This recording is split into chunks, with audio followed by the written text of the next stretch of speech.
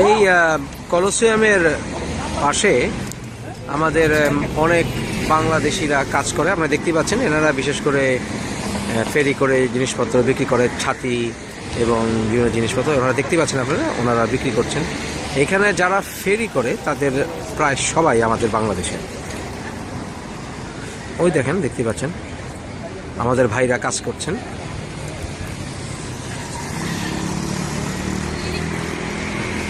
ইটালিতে একটা জিনিস, এখানে ডিপোর্টেশন হয় না, এখানে মানুষকে মানুষ এখানে ডিপোর্ট করে না, এই দেশ থেকে তারা বের করে দেয় না কাউকে,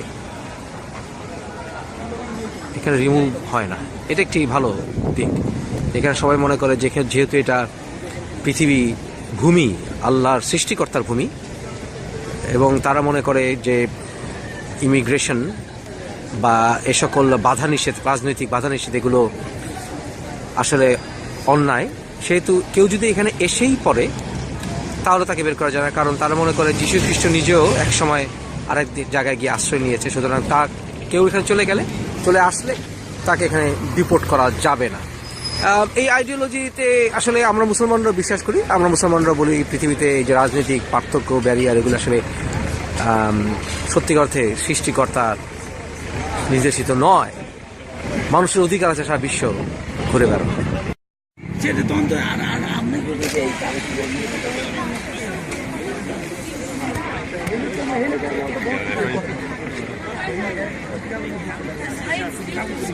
আপনারা খুব কষ্ট করেন মনে হচ্ছে, তাই না? তো এখানে যে দেখতেছি যে এখানে যারা বেশিরভাগই আমাদের ছাতি বিক্রি করতেছেন, অনেক ভাই দেখা যায় যে অনেক কিছু বিক্রি করতেছেন। এটা আপনারা কয়টার সময় আসেন এখানে? আমরা সকালে 9টায় অনেকে আসি, অনেকে দুপুরে আসি। কটা পর্যন্ত থাকেন? আমরা ডে টু নাইট 6টা 5টা। আচ্ছা আচ্ছা আচ্ছা আচ্ছা আচ্ছা। তো আমরা যারা বাংলাদেশে অনেকেই তো ধরেন ইউরোপে আসার জন্য অস্থির থাকে, বিশেষ করে এইসব মানে উন্নত, ইটালি তো একটা উন্নত দেশ।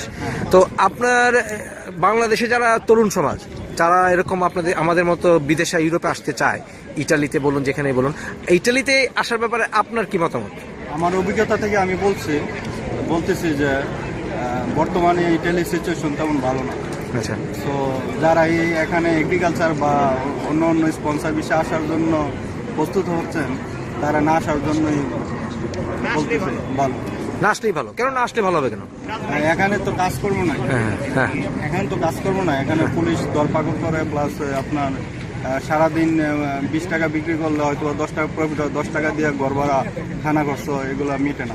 আচ্ছা, তাহলে এভারেজে আপনারা কিরকম, যদি কিছু বর্ণনা করেন, কেমন কামাই থাকে, ইনকাম থাকে কিরকম? এখন আমি মনে করেন মাসে কত থাকতে পারে একটা ছেলে, বা সপ্তাহে?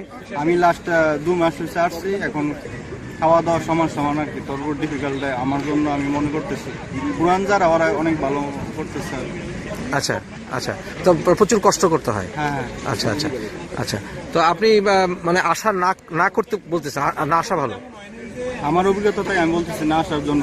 কারো যদি এখানে লোকজন থাকে হয়তো বা ভালো করতে পারে, ওরা আসতে পারে ব্যবসা বাণিজ্য দিলে। আচ্ছা, ব্যবসা বাণিজ্য দিলে। আচ্ছা, তো আপনাকে কোন টাকা খরচ হয়েছিল এই দেশে আসতে? অবশ্যই টাকা খরচ হয় না। টাকা কত টাকা খরচ করেছেন আপনি? প্রায় 11.5 লক্ষ। 11.5 লাখ টাকা খরচ করে আসছেন। আপনি আসছেন 3 মাসের মধ্যে, সেটাকে বললেন 2.5 মাস 3 মাস? আমি প্রায় আসছি এখানে 2 মাস হয়ে গেছে। 2 মাস হয়ে গেছে। 2 মাসে আপনি কি টাকা কিছু জমাইতে পারছেন? না, আমি ব্যালেন্স এবং সবকিছু সমান। তো এখানে 11 লক্ষ 12 লক্ষ টাকা জমাতে তো আপনার অনেক সময় লাগবে, তাই না? না, আমি আগে সৌদি আরবে 10 বছর ছিলাম। আচ্ছা। তাই কিছু অ্যামাউন্ট ছিল আমার কাছে, ওই টাকা দিয়ে। না, সেটা তো বুঝলাম। বলছি এখন যদি আবার নতুন করে জমানোর চেষ্টা করেন তাহলে তো অনেক সময় লাগবে, হয়তো বা, তাই না? হ্যাঁ। তো এখানে আপনি কি মনে করেন, আপনি যে চলে আসছেন, আপনি যে না করলেন না, কেউ না আসে, কিন্তু আপনি কি চলে এসে ভুল করছেন বলতেছেন? আমি বর্তমানে বাস্তবতার সম্মুখীন হয়েছে, তো তখন আমার মত থেকে আমি না করতেছি আর কি। পরে কি হয় বাকিটা আল্লাহ জানে। আচ্ছা, তবে আপনার এখনকার পর্যন্ত অভিজ্ঞতা আপনি বলতেছেন না আসার জন্য। হ্যাঁ। সৌদি আরবে কোথায় ছিলেন? জেদ্দা ছিলেন না? আপনি কি মনে করেন জেদ্দা থেকে ভালো আছেন? না, জেদ্দা থেকে ভালো আছি এটা বলবো না। তাই? জেদ্দা অনেক ভালো ছিল। জেদ্দা অনেক ভালো ছিলেন। ওকে ভাই।